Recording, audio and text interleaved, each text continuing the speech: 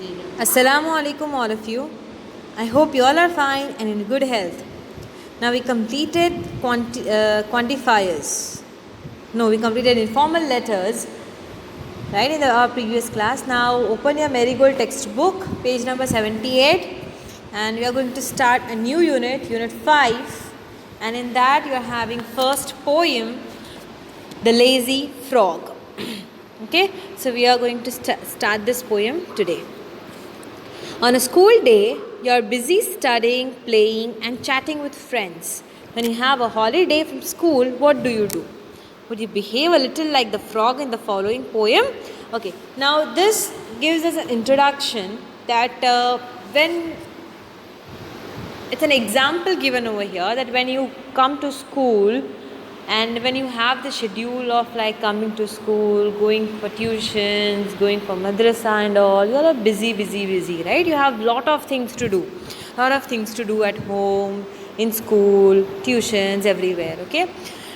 But when you have a holiday and you don't have to go anywhere, what do?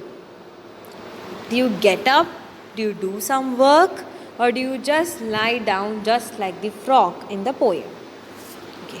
Now, when we learn the poem and we see the poem, you can relate it with yourself. That are you like this or not? Okay. So let us start the poem. Fred is a very lazy frog.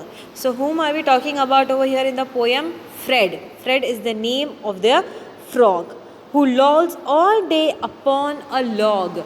Now, lolls over here means lie down.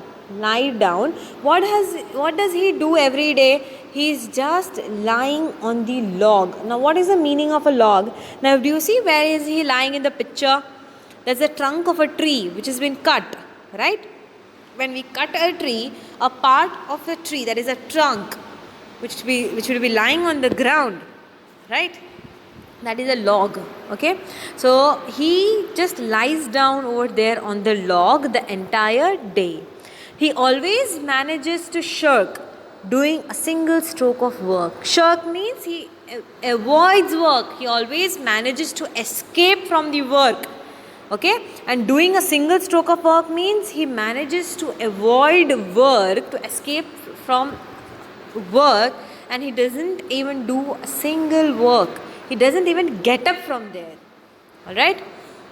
His poor old mother calls in vain. Come in and help.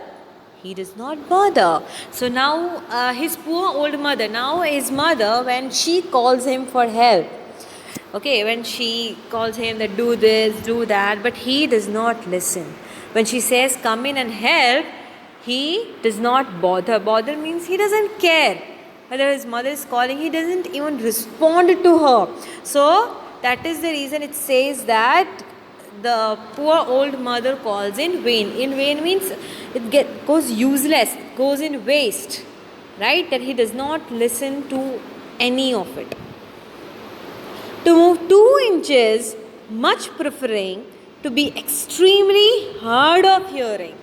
Okay. He says that for him, he would prefer means he would like to move from that place rather than listening to his mother. Now it seems very difficult for him to listen to the calls of his mother. Hard of hearing means deaf. Deaf means he is not actually deaf, but he doesn't want to listen to his mother. Right? He pretends, he shows as if वो सुन ही नहीं रहा है. ठीक है? He lies there in a silent heap and stays conveniently asleep. So, even when his mother, she calls him for the work again and again, she shouts, she screams, but he doesn't answer. He stays there silently. Okay, and he conveniently goes to sleep. It means he easily goes to sleep. He doesn't care whether his mother, what's going on with her, what work she is doing, how is she managing. He doesn't care at all. He doesn't care at all. Okay. Now let us move to the next paragraph.